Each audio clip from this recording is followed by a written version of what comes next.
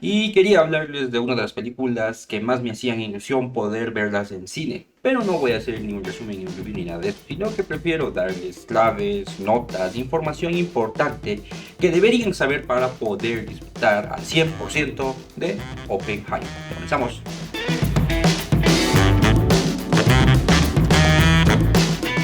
Oppenheimer es la película que de lejos era la que más ganas tenía de ver. Partiendo de que el director es Christopher Nolan, un señor que tiene joyitas que me gustaron mucho, entre las que destaco la trilogía de Batman, Inception y obviamente la fabulosa Interestelar. Otro punto fuerte que tenía era el cast. Tenía a lo mejor que puede ofrecer Hollywood en esta era. Teníamos un elenco de primera, sobre todo los protagonistas principales, Cillian Murphy y Robert Downey Jr. El primero es de mis actores favoritos, sobre todo desde que lo vi haciendo el personaje de Tom Shelby en The Peaky Blinders. Y por el otro lado tenemos a Iron Man. Y finalmente lo que más me llamaba la atención, que tenía el piquito de la curiosidad encendido, era la trama principal, el tema o la historia que iban a contarnos.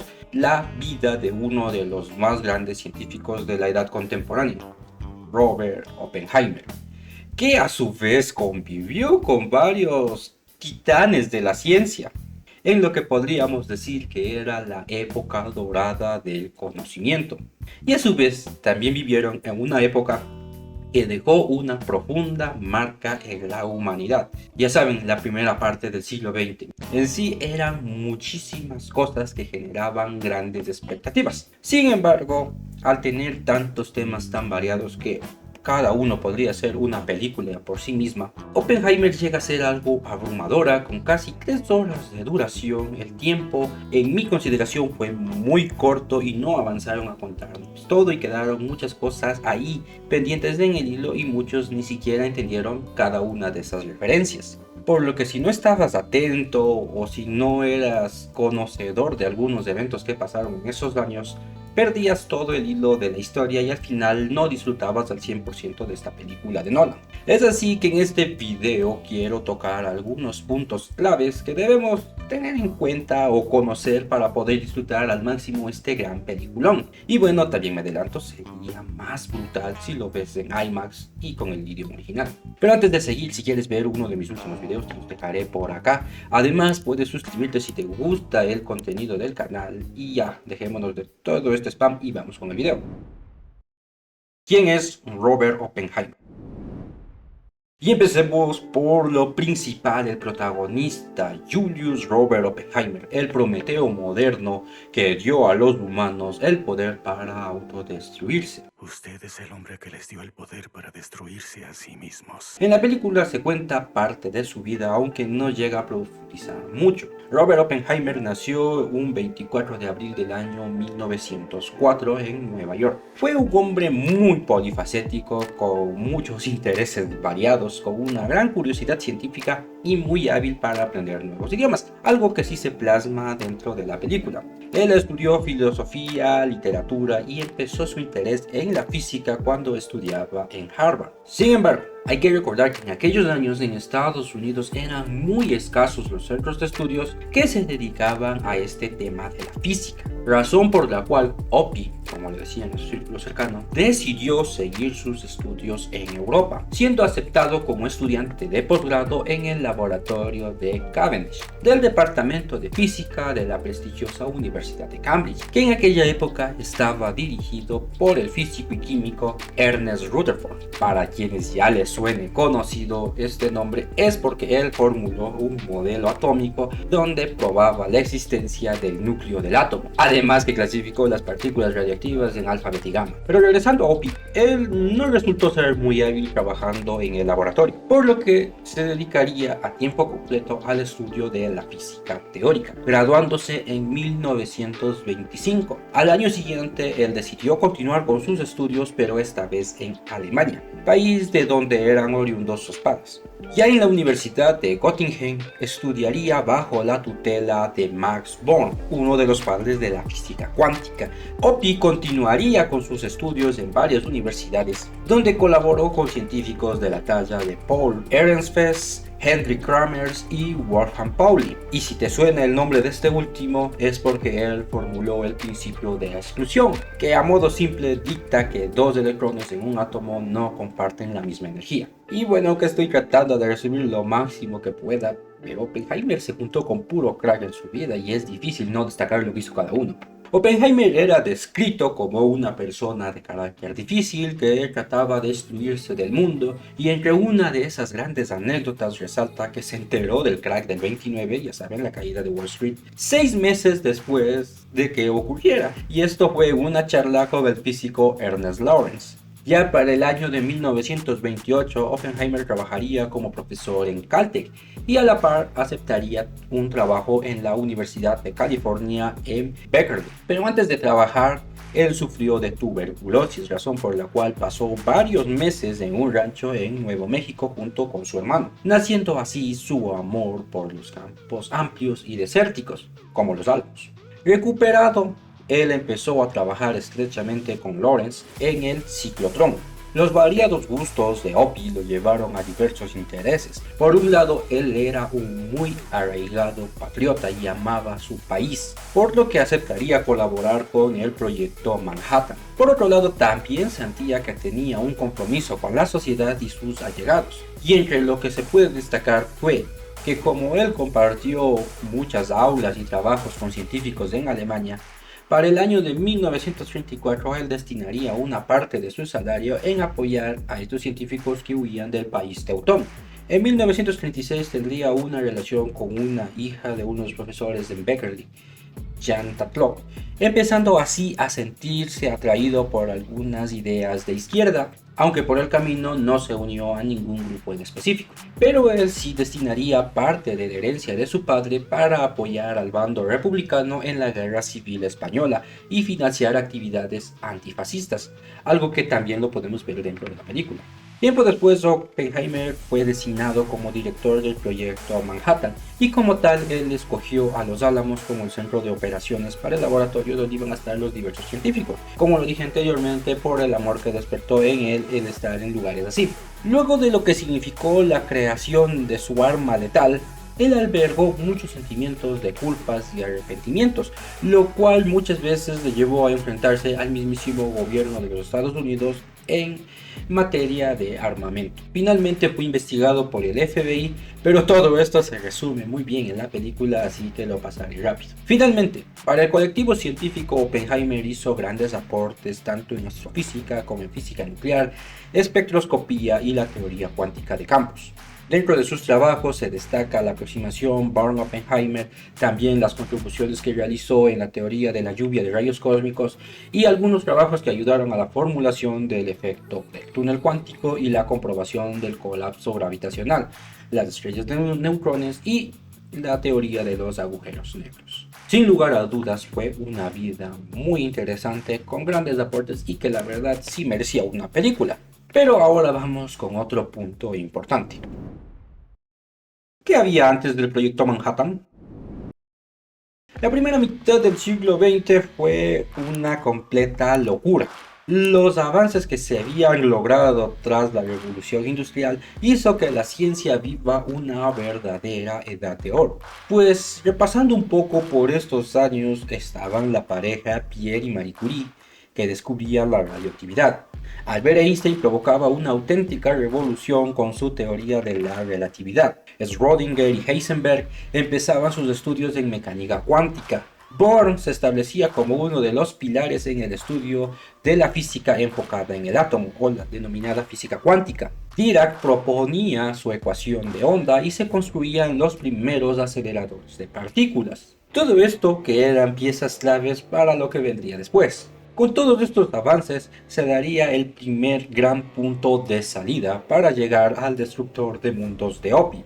En el año de 1932 el científico inglés James Chadwick descubriría el neutrón, lo que beneficiaba para el estudio de la colisión de partículas, pues el neutrón al no tener carga podía entrar al núcleo del átomo y hacer viables las colisiones y explorar qué había dentro del mismo. Para 1934, Enrico Fermi pondría a prueba esta teoría, bombardeando con neutrones a todos los elementos de la tabla periódica, hasta llegar al uranio, donde se encontraría con datos que para él fueron distintos y que le haría pensar que estaba descubriendo nuevos elementos. Y a la par, Hahn y Meitner replicaban los experimentos de Fermi, descubriendo que la colisión con el uranio producía algunos elementos ya existentes, y ellos en compañía de Otto Frisch descubrirían que el uranio se partía en dos, develándose así la fisión nuclear, clave para el desarrollo del arma de Oppenheimer. Y producto de esa colisión se generaba una descomunal energía teórica, la energía nuclear. A la par, el científico danés Bohr repetía cada uno de los cálculos y notaría algo interesante. Para producir grandes cantidades de energía, la clave estaba en los isótopos, pues el uranio que lograba fisionarse era el uranio 235 y generar grandes cantidades de energías. Este uranio era algo más ligero que el uranio natural 238. También dentro de estos experimentos se descubriría que producto de la fisión se producía un nuevo elemento, el conocido plutonio, que resultaba también ser muy radiactivo.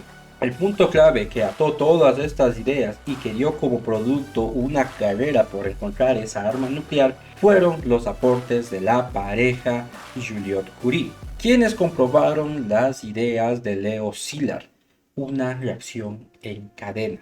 Esta teoría decía que la fisión de uranio puede producir neutrones extra que provocan otras fisiones secundarias, creando así una reacción en cadena. Esto sumado al postulado que tenía Fermi, que proponía que la eficacia para realizar una buena fisión era cuando los neutrones viajaban lento. Por lo tanto, un medio para poder realizar todo esto era tener la presencia de hidrógeno. Ya con todas estas ideas juntas, la posibilidad de crear un arma con gran capacidad nuclear era un hecho, y en la Alemania de esos años, Heisenberg iniciaría una investigación dedicada a este tema, por lo cual enciende muchos temores en la comunidad científica. Es así que tanto Szilard como Einstein redactaron la famosa carta dirigida al presidente de los Estados Unidos. Y dato importante, como se puede ver hasta aquí, en su mayoría los científicos conocedores de este campo vivían en Europa, en especial en Alemania. Por eso radica la importancia que tuvo el proyecto Manhattan. ¿Quiénes fueron parte del proyecto Manhattan? Con los antecedentes relatados en los puntos anteriores, hay que centrarnos ahora en uno de los temas cruciales para la trama, el proyecto Manhattan, el cual vio la luz en el año de 1942 y debe su nombre a la investigación previa que se realizó en la Universidad de Columbia en Manhattan. Pero la parte que nos interesa y se centra en la película fue la base del laboratorio en Los Álamos, lugar que fue escogido por Oppenheimer debido al amor que tenía por este sector y lo alejado que estaba de cualquier poblado. En este lugar trabajaron alrededor de 13.000 personas. La cabeza militar era el general Leslie Groves, que lo vimos en la película, quien eligió a Oppenheimer como director de este proyecto, quien lideró a un grupo de extraordinarios científicos, empezando por Enrico Fermi, quien ya había realizado experimentos con ciclotrones y había bombardeado uranio para provocar la fisión.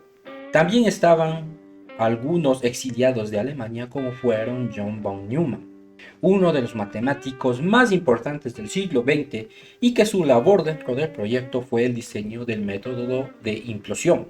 También tenemos que destacar a Leo Szilard, autor de la carta junto con Albert Einstein y quien había colaborado con Fermi en la construcción del reactor neutrónico, con lo cual se obtuvo la primera reacción nuclear atómica en cadena, base para la creación del arma nuclear principal, y fue uno de los científicos que no querían que se utilice esta arma.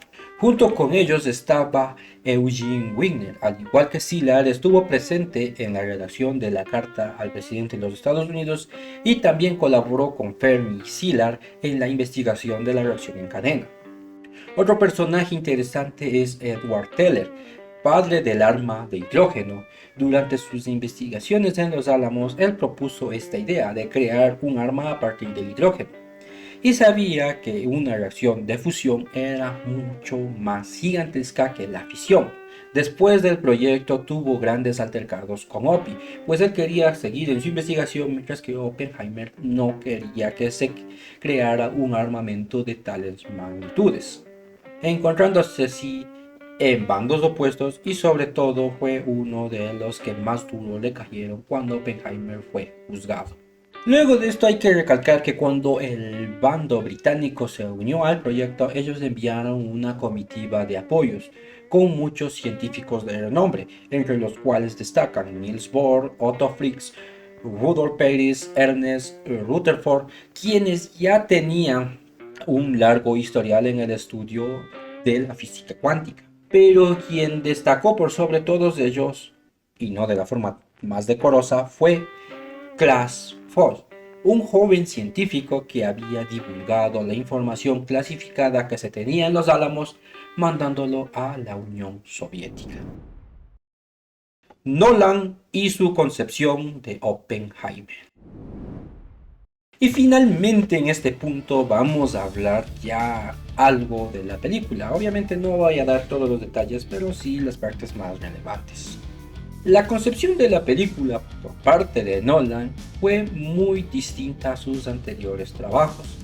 En esta ocasión, el tema principal o la historia gira en torno al ser humano, a esa persona, a todos sus vicios, sus miedos, las luchas internas entre hacer lo correcto y hacer lo que es necesario. Esto retrata de forma magistral el sufrimiento interno, la forma excéntrica de ser de Oppenheimer y cada uno de sus intereses, junto a su difícil carácter y el cómo se metía en temas tan controversiales. Pues Oppenheimer, incluso en el momento de mayor deshonra y de humillación, sentía esto como merecido, pues él cargaba con una gran culpa y a su vez no quería darle la espalda al país que tanto ama. Nolan lleva la narrativa de esta historia contada desde diversos focos. Por un lado teníamos la óptica de Oppenheimer, por otro lado la forma de ver toda esta historia desde los ojos de Strauss, y también veíamos desde un punto intermedio contada por un agente externo. Todo esto nos daba una idea narrativa interesante, sumado a que la historia se mueve de forma no lineal, sino que van metiendo varias subtramas y hechos separados en el tiempo y en el espacio. Por un lado vemos los inicios del juicio, las preguntas y cómo Oppenheimer va recordando lo que fue su edad temprana, cómo viajó, los descubrimientos que hizo y con quienes nomás se iba relacionando. Teniendo ahí los mejores detalles que para quienes hayan estudiado física fue un verdadero deleite. Ver los laboratorios como eran en esas épocas, los ciclotrones y cada una de esas cosas que simplemente la veían en fotografía y ahora pudieron verlas plasmadas en una película. Pero toda esta narrativa centrada en la persona, centrada en la forma de ser o en los sentimientos, llega a tener un par de problemas. El primero es la expectativa que generaba, pues muchos acostumbrados al cine de Nolan querían ver esas grandes explosiones y todo lo demás, algo que no ocurre en esta película, pero que esta película tiene su propio peso sentimental, su propio peso argumentativo y te deja pensando, y que para mí es mucho mejor que ver 100 o 1000 explosiones a la vez. Y lo segundo es que toda la primera hora del film, para quienes no estaban muy al tanto de la vida de ese científico o de los colegas con los que colaboraba, se sentía como lenta o con un ritmo muy desordenado, por lo cual fue muy difícil de seguir. Y finalmente yo creo que también es necesario destacar a Cillian Murphy y Robert Downey Jr. Se lucieron en esta entrega. Los cambios de emociones que ambos transmiten se sienten muy natural. Fue envolvente y atrapante, que lograron emocionar al espectador. Sin duda, fue un gran acierto haberlos escogido para estos papeles protagonistas. En fin, este video me quedó un poco largo, tal vez un poco aburrido, pero espero que pueda servir para que las personas que ya vieron la película puedan comprender de mejor manera de qué trató y los que aún no lo han visto puedan disfrutarlo de mejor manera este gran peliculón, que de mi parte, como lo digo, yo lo esperaba con ansias. Además, si ya lo viste, cuéntame qué te pareció. ¿Te pareció que fue buena la película? ¿Te pareció que fue mala? ¿Fue aburrida? No sé, déjamelo acá en comentarios. Además, déjame tu like si te gustó el video, suscríbete para más contenidos en mis redes sociales que aparecen por aquí. Y así más por el momento, yo me despido. Bye bye.